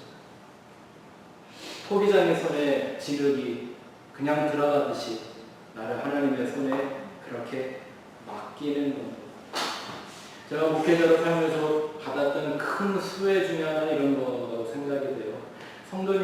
각종 많은 상황들을 갖고 기도하게 되잖아요. 또 혹은 목회하면서 이런저런 문제를 많이 보면서 기도하게 되잖아요. 근데 이상하게 전혀 나와하고는 다른 것 같은 문제를 놓고 때문에 내가 기도했는데 그 기도를 통해 하나님은 나를 만드십니다. 나를 터치하시고 나를 바꿔주세요. 내 생각과 마음을 고쳐주세요. 어떤 그 문제에 대한 해결도 감사하지만 우선 그 해결되기 이전에 하나님이 다 그냥 해놓으면 우리는 의미를 모르잖아요. 근데 이렇게 하나님이 내 마음과 내 생각을 깊이 터치하심으로써 나는 그 하나님의 뜻을 알게 되고 아버지로서의 트러스트가 더 깊어지게 되죠. 두 번째, 하나님은 증상보다 원인을 치료해 주십니다. 그러니까 박 집사님이 질문하셨을 때 어떤 기도는 왜 이렇게 시간이 오래 걸리는 것 같아요? 라는 말씀도 하셨는데 우리 모두 갖고 있는 질문일 거예요. 그 기도가 하나님 앞에 응답된 기도라면 하나님이 옳다 인정해 주시는 그 기도라면 그 기간은 뭐하는 기간일까요? 겉으로 드러난 증세를 고치시는 게 아니라 그 원인을 고치고 계시는 거죠. 증세라는 건 어때요? 진통제 같아서 먹을 때만 금방 안 아픈 것 같아요. 근데 약기운이 떨어지면 여전히 또 해먹으려고 하죠. 저는 이 진통제 문제를요, 제가 이 교통사고로 허리가 아파 보면서 알았어요. 병원에 갔더니 그 카이로프랙터가 하는 말이 목사님 이제부터 절대 금지해야 될 몇 가지가 있는데 그 중에 하나가 진통제입니다. 왜요? 안 먹고 못 살겠는데 그랬더니 하는 말이 진통제를 먹어서 안 아프면 통증을 못 느끼면 내가 안 아픈 줄 알고 몸을 또 쓰다가 더 병이 납니다. 아파야 아플 때가 아프고 힘들어야 특히 허리병은 그렇대요. 그래야 내가 조심하게 되고 무리 안 하게 되고 아파야 계속 스트레칭을 하면서 관리해서 목이 나아진대요. 절대 진통제 먹지 말라고 얘기를 해주는데 그게 너무 은혜가 돼서 그거 설교했거든요. 제가. 근데 보통 우리가 하나님 앞에 뭔가를 구할 때 보면 우리는 항상 당장 아픈 거, 그 심틈을 없애달라고 기도를 많이 했죠. 근데 그 하나님은 뭐 이렇게 얘기하면 되잖아요. 우리가 개떡같이 말해도 찰떡같이 알아두시는 그 하나님은 그 증상을 고치는 분이 아니라 껍데기를 고치시는 분이 아니라 속에 내면적이고 근본적인 문제를 치료하시는 하나님이죠. 왜? 하나님은 문제의 근본을 알고 계시는 때문입니다. 그래서 우리가 아주 좋아하는 복받는 말씀 하나 있죠. 사랑하는 자의 내 영혼이 잘됨과 같이 범사가 잘되고 강건하기를 원하노라. 아멘? 아멘? 이런 말씀 정말 좋아하셔야 돼요. 근데 이런 것도 좀 안타까워요. 내 영혼이 잘되는 같이라는 거 있죠. 이걸 원래 영어 성경만 보더라도요, 이렇게 됐어요. Your soul will prosper. prosper 한다는 게 뭐죠? 형통. 내 영혼이 잘됨과 같이라는 말이 이 원어적인 의미로서의 prosper라는 단어를 썼어요. 형통. 근데 전에 한번 말씀드렸죠? 성경이 말하는 형통이라는 말의 뜻이 원래 뭐다? 하나님의 것을 알게 되는, 알아야만 할 것을 분명하게 알게 되어진다라는 말의 뜻이 형통이라고 합니다. 여호수아에게 주신 말씀, 내 입에서 이 율법책을 떼지 마라, 내가 어디로 가든지 형통할 것이다 라는 말이에요. 하나님은 우리의 영혼을 먼저 만드시는 분이에요.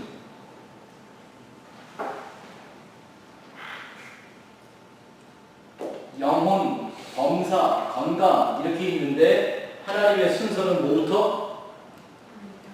영혼부터. 근데 우리는 보통 범사부터. 그러잖아요. 세컨 베스트가 차선 체계항상 문제라니까요. 우리는 범사의 문제 혹은 건강의 문제를 갖고 하나님께 엎드리는데 하나님은 그걸 통해서 우리의 영혼의 문제를 다루시는 거예요. 그게 하나님의 응답하시는 방법인 거죠. 또 세 번째, 그러면 하나님이 우리의 기도를 응답하시는 다양한 phương法이 있습니다. 하나님이 그냥 하나님 내가 다 해줄게라고 이렇게 막 하시는 1대1만의 일이 아니라 우리의 기도를 하나님이 응답하는 통로들이 있는데 환경이나 혹은 사람이나 특별히 가족들을 통해서 혹은 영적인 깨달음이나 어떤 실제적인 하나님의 능력을 보여주거나 때로는 물질을 통해서도 하나님은 우리에게 꼭 응답을 하십니다. 그래서 기도한 사람은, ask 한 사람은 항상 뭘 해야 돼요? 하나님의 응답이 어느 통로로 들어오는지를 seek, 그걸 찾아야 해요. 마치 레이더를 켜놓고 있는 것처럼 하나님이 언제 어떻게 무엇을 혹은 누구를 어떻게 나한테 이걸 역사하시는가를 봐야 하는 거예요. 그러기 위해서는 반드시 기다림이 중요합니다. 하나님을 기다리는 것. 기다린다는 말은 아무것도 안 하고 가만히 있는 거 아닙니다. 기다리는 건 기다리는 겁니다. 예? 마치 누가 내가 화장실 급한데 안에 들어가서 안 나오면 그 기다림이 얼마나 자식이 나갔는데 들어올 시간이 됐는데 안 들어와. 그 기다림 있지 않습니까? 기다림이란 감사합니다. 저렇게 설사병이 나는데 원할 수 없어서 그런 경우는 근데 집사님 지금 뭐 은유적으로 재밌게 말씀하셨지만 우리가 많이 그래요. 네, 집사님 말씀 맞아요. 그래서 우리가 늘 내가 먼저 가다가, 그죠? 내가 앞서 가다가 항상 혼나는 거예요. 내가 급한 대로 반응하다가. 그래서 예수님이 이런 말씀 하시잖아요. 이 기다림을 가르쳐주기 위해 하시는 말씀이 내가 하나님에게 나의 이름으로 무엇을 구했으면 받은 줄로 믿어라. 그 말은 네가 네 마음대로 함부로 움직이지 마라, 이런 뜻이 이 안에 담겨있는 거죠. 하나님이 하실 테니까 기다려라 라고 하는 게 담겨있는 거죠. 말씀하신 대로 우리가 까불면 설사하죠. 아니 일이 터진다는 얘기예요. 기도를 뭐 하다가 기도했는데 안 돼가지고 지쳐가지고 예를 들어서 뭐 해가지고 사건이 터져버렸게. 그것도 하나님이 역사하시고 응답입니다. 이렇게는 볼 수가 있죠. 그건 기도 때문이라고는 말할 수가 없는 거고요. 기도 때문만이라는 거. 네, 지금도 아직도 집사님은 기도를 내가 하나님한테 어떤 SOS를 치면 거기에 대해서 마치 레스큐하는 라이프 가드들처럼 와가지고 뭔가를 딱 해결을 해주실 것을 생각을 하는데 그거는 기도 때문이 아닐 수도 있는 거예요. 내 기도가 하나님 앞에 상달 안 된다는 것, 이런 거죠. 하나님이 못 들으신 기도는 없어요. 근데 하나님이 모든 기도에 응답하신 이유는 없어요. 뭐 때문에? 나와 하나님과의 관계가 거기서 결정되는 거죠. 그래서 제가 끊임없이 기도라는 걸 설명할 때 제일 중요한 게 하나님과 나와의 그 관계가 우선한다는 말씀을 드리는 것은 내가 하나님과의 온전한 아버지와 아들과의 관계가 온전하지 않으면 다른 걸 아무리 내가 얘기해도 급해도 하나님한테는 의미가 없는 일들이에요. 그리고 우리가 세상에 살면서 담당해야 될 고난이 있는 거죠. 세상에 있기 때문에 또 내가 실수한 일들 때문에, 그렇죠? 나의 연약함 때문에 나의 부족함이 드러나는 일들일 수도 있는 거예요. 그럼 하나님이 다 이를 허락하시는 것들이겠죠.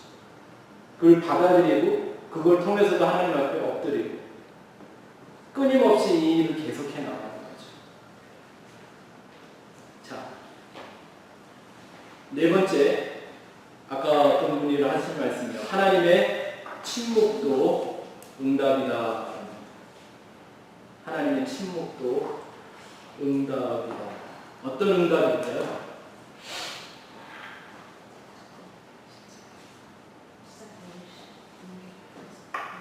네, 그런 침묵도 침묵이죠. 네, 또 하나님의 침묵에는 어떤 의미가 있을까요? 한번 나눠보시죠.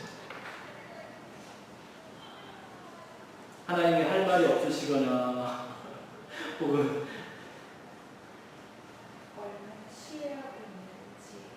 신뢰하고 있는지, 네, 그럴 수 있죠.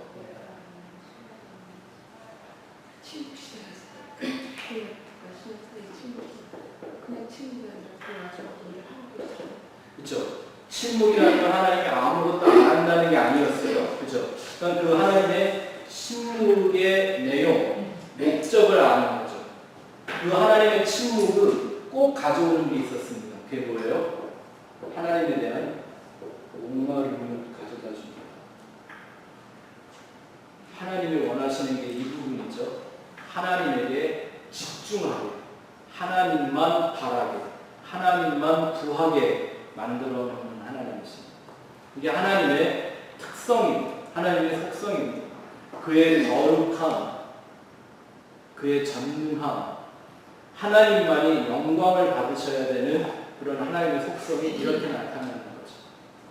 하나님이 가장 중요한 존재, 하나님이 only one, the only one이 되실 때까지 하나님은 침묵하십니다.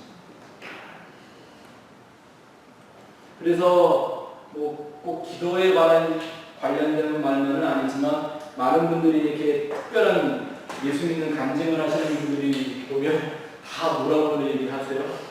모든 거 다 버리고 의지할 건 하나님밖에 없었어요. 그리고 하나님을 만나잖아요. 근데 그건 하나님 처음 만날 때만이 아니라 우리의 계속되는 삶이래요. 계속되는 삶. 그 목마름을 잃어버리면 다 잃어버리는 거예요.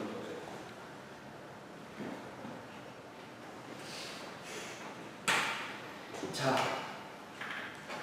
D 볼까요? 기도의 그러면 훈련과 성장, 우리가 어떻게 기도를 훈련하고 성장해야 되는지 간단하게 좀 보죠. 첫 번째는요, 이걸 알면 여러분들이 오늘 우리가 공부한 내용대로 기도할 의지를 갖게 되실 겁니다. 기도는 마귀가 제일 싫어하는 성도의 영적 행위입니다. 그래서 그렇게 기도하기가 힘든 겁니다. 방해가 많고, 기도하려고 마음 잡으면 갑자기 카톡 오고, 너무 재는 겁니다. 네. 기도하려고 그러면 내비 끌고, 이상하게 기도만 하려고 정말, 왜 그런 날 있잖아. 모처럼 기도 좀 해야지. 그런 이상하게 하여튼, 또 기도한다고 엎드렸어도요, 왜 마음이 이렇게 분산되게 만드는, 하나님 앞에 포커스 하지 못하게 만드는, 이게 다 어디서 하는 거예요? 마귀가 제일 방해하는 건 하나님과의 나의 관계. 내가 하루에 성경을 읽던 찬송을 몇 곡을 부르던 마귀는 그런 거 안 무서워해요. 근데 나와 하나님이 연합하는 꼴을 마귀는 볼 수가 없어요. 그래서 늘 그 기도를 방해하는 거예요. 예수님의 옆에서 있던 제자들도 예외가 아니었어요. 예수님이 피땀 흘려 기도하는데도 제자들은 그냥 잠에 빠져들 수밖에 없을 만큼 마귀는 그렇게 기도를 방해하는 것입니다. 그래서 우리가 하나님 앞에 기도할 때 이 기도하는 어떤 우리의 영육 간의 행동이나 이런 자세가 중요하다고 생각하십니까? 그래도 최소한의 예의는? 제가 말씀을 꼭 엎드려야지만 기도를 네, 그렇죠. 네. 그렇지만 또 벌렁 누워서는 또 아니 제가 그래본 적이 있어서 그래요. 어려서 모든 율법이고 이제 형식이고 전통이고 다 버려야지 어린 마음에 그런 깨달음을 갖고서는 까짓고 어떻게 기도하든 내가 하나님한테 중심이 하나님은 되지 내가 병들어서 침대에 누워있을 때 기도하면 하나님 안 들으실까봐? 근데 이제 내가 나중에 하다 보니까요 방자해지기 시작하더라고요. 무슨 뜻인지 이해가 되시죠? 하나님을 절대자로 높이는 그런 우리의 모든 마음과 태도는 우리 안에 꼭 필요하겠죠. 그게 어떤 그런 형식을 위해서가 아니라 마귀의 공격을 차단하는데 큰 도움이 된다는 거예요. 두 번째, 진리에 근거한 믿음으로만 응답받는 기도를 우리는 배워가야 합니다. 아까 말씀드렸죠. 말씀과 기도는 오른발과 왼발 같아서 항상 균형을 이루어야 된다. 그래서 우리의 믿음의 크기가 말씀의 깊이와 연결되는 것처럼 우리의 기도의 능력도 뭐와 함께 가요? 내가 이 성경을 통해 진리를 통해 하나님을 얼마나 깨닫고 있느냐가 되는 거죠. 기도가 어려운 건 기도 후에 찾아오는 의심과 공허함입니다. 이런 거예요. 말씀에 의지해서 하지 않은 내 생각으로 드린 내 형편으로 내 니드가 생겨서 하는 기도는요 의심이 생길 수밖에 없죠. 언제까지? 눈앞에 그게 보일 때까지. 그래서 그 기도는 힘이 있을 수가 없죠. 세 번째는 쉬지 말고 기도하라 했습니다. 어떻게 우리가 쉬지 않고 기도할 수 있겠습니까? 이건 쉬지 않고 일하시는 하나님의 약속인데 그렇게 일하시는 하나님을 찾는 영적인 자세를 의미하는 거죠. 어디서 누가 무엇을 하는지 그 하나님에게 집중할 수 있고 성령의 인도하심을 구하는, 그래서 어떤 기도가 하나의 형식이나 하나의 어떤 이 시간에 국한된 일이 아니라 우리의 삶으로 드리는 하나님과 동행하는 기술이 되어야 되는 걸 말씀드리는 거죠. 네 번째, 나의 모든 것을 하나님 앞에 아주 겸손하고 진실하게 표현하는 연습을 해야 합니다.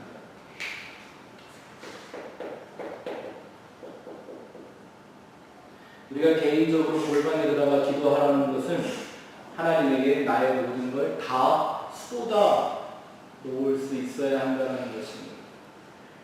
기도의 그 축복을 가르쳐준 다윗이 잘했던 게 뭐예요?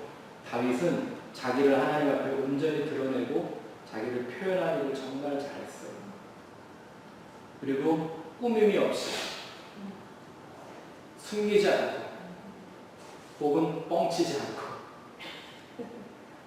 자기가 어느 순간에 어떤 상황 속에 어떤 처지의 컨디션에 있는지를 너무나 잘 알았고 그걸 하나님 앞에 그대로 알려드렸어요. 그러니 하나님이 이끌 수밖에 없죠. 빨리빨리 응답할 수밖에 없는 거죠. 죄를 범했을 때도 그랬고요. 자기 자식이 죽었을 때도 그랬고요. 압살롬이 죽었을 때도 그랬고요. 어떤 상황이든 자기가 어느 처지에 어떤 컨디션에 놓여 있는지 알고 자기를 하나님께 그대로 다 내려놓았어요. 그리고 하나님과 통합니다. 기도 그러면 강청하는 기도를 일으켜 나 있는 사무엘 엄마 한나. 강청하는 기도라는 제목을 그 여인에게 붙이는 건 합당하지가 않은데 아까 우리가 그런 말씀드렸죠. 기도는 하나님을 모하는 거고요. 프로시쿠마라는 말은 소원을 주고받는 것. 엘리 제사장이도 한나한테 술 취했으면 집에가 자라고 그랬더니 뭐라고 그랬어요? 나는 지금 술 취한 게 아니라 하나님과 통했습니다 라고 말합니다. 통했다는 게 뭐예요? 주고 받은 것이 있었다는 거예요. 저는 그걸 갖고 제가 하나 추리를 하는 게 하나님이 왜 한나에게 사무엘을 줄 수가 있었을까 하는 거죠. 한나의 소원과 하나님의 소원이 만나는 거예요.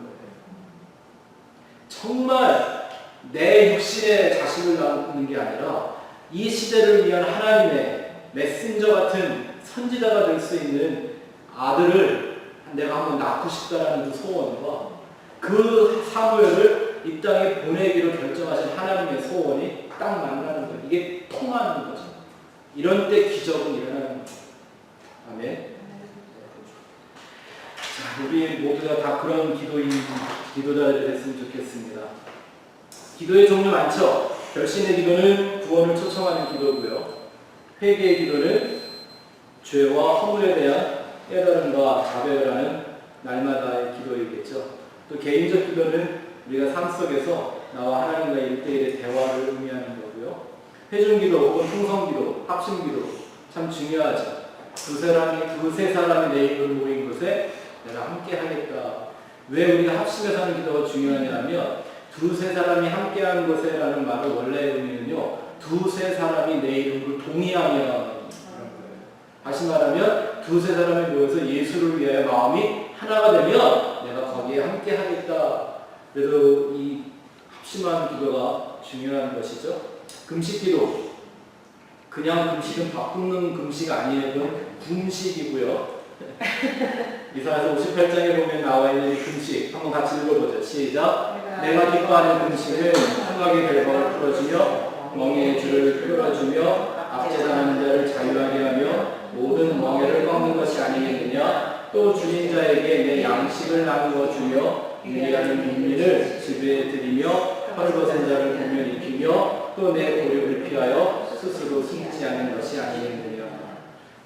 다음에 여러분이랑 금식하는 기회가 있다면 이사야 58장을 한번 읽어보시면서 그에 합당한 금식의 삶이 될 수 있기를 바랍니다. 또 여러분들이 좀 하고 계신 그 내 백성을 성결케 하라. 이 하나하나의 주제가 뭐예요? 보면 나로 하여금 뭔가 금식하게 만들어주죠. 꼭 밥을 안 먹어서가 아니라 그렇죠? 네. 여섯 번째 중보기도 역대하 7장 14절 시작. 내 이름으로 일컬어진 내 백성이 그들의 악한 길에서 떠나 스스로 낮추고 기도하여 내 얼굴을 찾으며 내가 하늘에서 듣고 그들의 죄를 사하고 그들의 땅을 고칠지라. 자, 그럼 중보기도는 보니까 하나님이 회개하라고 하셨지 뭔가를 요구하라고 하지 않으셨습니다. 하나님 앞에서 정말 겸손히 엎드려 이 땅의 죄악을 불쌍히 여겨달라고 하는 회개의 기도가 중보 기도의 핵심이었습니다. 도고의 기도라는 얘기를 또 하죠. 도고는 이웃을 위한 기도, 우리가 형제 자매들을 위해서 그들의 어떤 처지와 하나님의 은혜, 하나님의 도우심을 구하는 기도죠. 우리 침례교회에서는 하면 안 되는데 방언 기도 혹은 예언 기도 뭐 이런 게 있죠. 하나님의 음성을 구하는 기도입니다. 하나님의 인도하심을 구하는 기도. 마지막 작정 기도, 성경에 서원 기도가 나오죠. 약속하는 기도입니다. 레위기나 민수기 말씀을 보면 서원한 것은 부지 중에 했어도 반드시 갚아라. 누구의 얘기를 보면 이거 딱 알 수 있죠? 야곱이 광야에서 돌베개 자다가 꿈을 꿨어요. 하늘에서 닭다리가 막 내려가요. 사닭다리는 예수님을 상징하는 거라죠.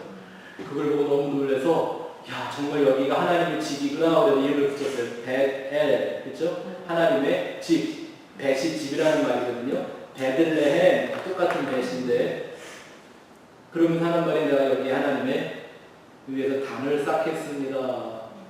그러고서는 아침에 잠 깨고 나니까 갈 길이 바빠. 내가 평생 살면서 라반한테 가서 막 당하고 막 뭐 이런저런 막 오랜 세월 헤매다가 나중에 에서가 죽인다 그러니까 하나님 앞에 엎드렸을 때 하나님이 뭐라 그래요? 베델로 올라가라. 뭐예요? 하나님과 했던 그 자리로 돌아가. 근데 이것을 너무 이렇게 문자적으로만 해석하지 마세요. 그 서원이라는 하나님과의 약속을 의미하는 거지. 그것이 뭐 예를 들어 정말 뭐 이런 얘기하는 사람들 내가 하나님께 뭐 얼마 드리기로 했는데 어쨌다고 막 제가 지금도 저한테 연락을 해주시는 하와이 권사님 한 분이 계신데 이분은 평생 하나님의 교회를 하나 짓겠다고. 왜냐하면 남편이 건축해서 돈 많이 벌으신 분이거든요. 우리나라에서 정주영이보다 세금을 한번 많이 내봤던 기록을 갖고 계신 분인데 그러니까 남의 집만 짓다가 우리 내가 죽기 전에 하나님에서 교회를 하나 지을 수 있도록 이렇게 해주세요. 근데 그걸 못했다고 맨날 서글퍼하세요. 제가 그분한테 그래요. 그거 약속하신 거 물리적인 눈에 보이는 교회라고 생각하지 마시고 권사님이 하나님에게 가장 기쁨이 되는 성전이 되세요. 그게 벽돌 쌓아 짓는 것보다 하나님 더 기뻐하세요. 약속의 본질이 중요한 거지 겉으로 드러난 뭔가가 중요한 게 아니죠. 또 얼마 전에 무슨 또 한국인 김홍동 목사가 뭔가가 또 무슨 11조 하나 암 걸린다고 11조 헌신했다가 서원했다가 안 하는 사람들은 그래서 암 걸린다고 이런 식의 정말 무당 구타하는 식의 얘기들은 이제는 좀 여러분들 귀에 안 들리게 될 겁니다. 자, 내 기도는 이렇게 우리가 이론적으로 공부하는 것보다 말씀은 이론적으로 공부가 되는데 사실 기도는 하나님과 1대1로 함으로써 하는 거죠. 예수님 분명히 이렇게 기도하라고 기도의 폼을 우리에게 가르쳐 주셨고 그 의미를 가르쳐 주셨기 때문에 우리가 날마다 생활 가운데 이루어지는 모든 기도가 이 기도의 가이드라인에 맞았으면 좋겠습니다. 어떤 기도가 있든지 이 가이드라인에 맞춰서 순서를 맞추라는 게 아니라 내용과 의미를 맞추어서 기도를 해보시면 여러분들이 기도하는 삶이 훨씬 더 풍성한 삶이 될 거라고 믿습니다.